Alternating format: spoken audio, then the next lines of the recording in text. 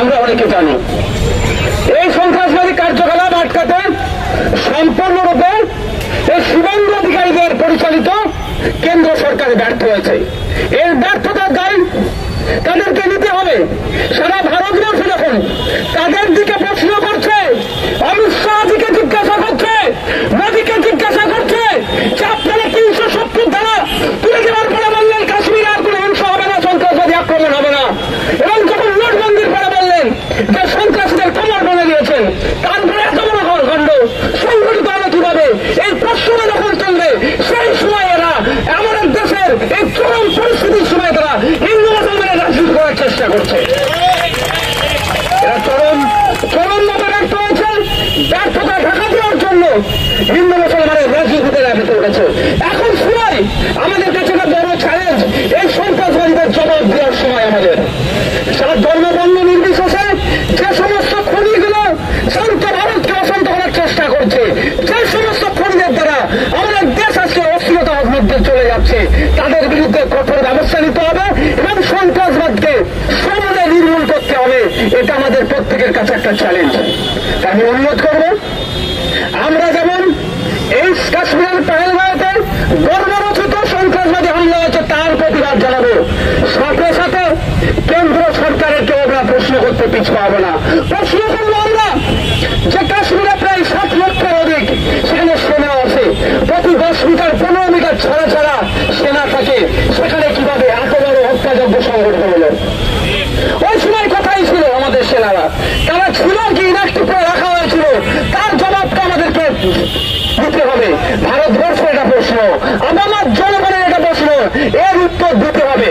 কারণ আমরা ভুলে যাচ্ছি না 2019 সালের লোকসভা নির্বাচনের প্রাককালে যখন সারা ভারতবর্ষের মানুষ এই জুমলাবাদের সরকার বিজেপিকে হারানোর জন্য প্রতিশ্রুতি নিয়ে নিয়েছিল, সেই সময় আমরা কি দেখলাম? আপনার পুলওয়ামাতে টেরর অ্যাটাক হলো। টেরর অ্যাটাকে আমাদের দেশের 40-এর অধিক সেনা শহীদ হলো। 6 বছর হয়ে গেল, এখনো পর্যন্ত আমরা জানতে পারলাম না এই হামলা কারা করেছিল এবং কতজনকে গ্রেপ্তার করেছিল, তাদের বিরুদ্ধে কি ব্যবস্থা নিয়েছিল। কিন্তু তখন তো শুভেন্দু বাবু আর ওদের দলে ছিল না, তখনও শুভেন্দু বাবু অনেক চিৎকার চেঁচামেচি করেছিল, তখন চেঁচামেচিটা অন্যভাবে করেছিল, আর এখনো চিৎকার চেঁচামেচি করছে। এমন চিৎকার চেঁচামেচি করতে গেল, একটা ভিডিও পেলাম, ভিডিও সত্যতা জানি না, Calcutta police, West Bengal police, রাজ্য স্বরাষ্ট্র দপ্তর, দেশের স্বরাষ্ট্র দপ্তর নিশ্চিতভাবে এই ভিডিও ফুটেজটার চেক করবে, যে দেশ বিরোধী যে স্লোগান দিয়েছে তার বিরুদ্ধে ব্যবস্থা গ্রহণ করবে। এখন আমি ফিরে আসি,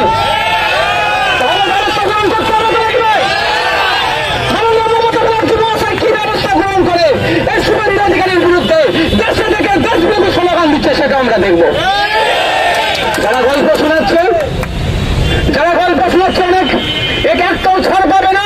সেই দেশের প্রধানমন্ত্রী, দেশের স্বরাষ্ট্রমন্ত্রী শুভেন্দু অধিকারী এই ভয়েসটা যদি সত্য হয়, তার বিরুদ্ধে কি ব্যবস্থা গ্রহণ করে সেটাও আমরা দেখব। দেশে থাকবে, দেশের খাবে, দেশের জনগণের টাকায় তুমি বিধায়কের মাইনে পাবে, আর দেশ বিরোধী স্লোগান দেবে, আমরা ছেড়ে কথা বলবো না। আমরা আইনের মাধ্যমে গণতান্ত্রিক প্রক্রিয়াতে এটা জানবো। যে অবাক হয়ে যাচ্ছি, কিন্তু আমার ঘটনা 6 বছর পার হয়ে গেল, এখনো পর্যন্ত কারা ঘটনাটা ঘটালো, 300 কিলো RDX কোথা থেকে আসলো, এখন আমরা জানতে পারলাম না। তখনও কিন্তু ধর্মীয় ঝিঁকি উঠেছিল, তখনও সেনাদিকে শহীদ করেছে, প্রত্যেকের বুকে ব্যথা লেগেছিল, সেটাই ভোটে ক্যাশ করেছিল মোদী। আর আজকে তার প্রমাণ দিচ্ছে, এখানে আমার ভাইকে শহীদ করেছে, আমার ভাইকে খুন করেছে, আমাদের জানা আছে বলে আমরা রাস্তায় নেমেছি, আর মোদীজি তার নির্বাচনী প্রোগ্রাম করছে আজকে বিহারে দাঁড়িয়ে। অসভ্য জ্যোতিবাবু বলতেন না অসভ্য বর্বরের দল, আমি সেটাও রিপিট করছি, জ্যোতিবাবুর কথাটা সত্যি না অসভ্য বর্বরের দল।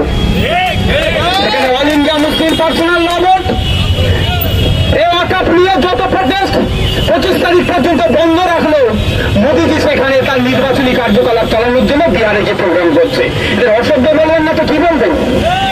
এরা অসভ্যদের কাজে পাঠাবেন না, এরা ধর্মীয় দিকে তুলছে। এখন তো প্রশ্ন করা দরকার, ইন্টেলিজেন্স কি করছিল, বিভিন্ন লেয়ারে ওখানে নিরাপত্তা রক্ষী ছিল, তারা কি করছিল? তাই প্রশ্ন যখন বুধবার সময় আসছে, তখনই আপনার আমার মাইন্ডের মধ্যে, মাথার মধ্যে হিন্দু মুসলমানের খেলা চালাচ্ছে। আর যারা হিন্দু মুসলমান খেলায় মেতে আছেন, তাদেরকে শুধু এতটুকু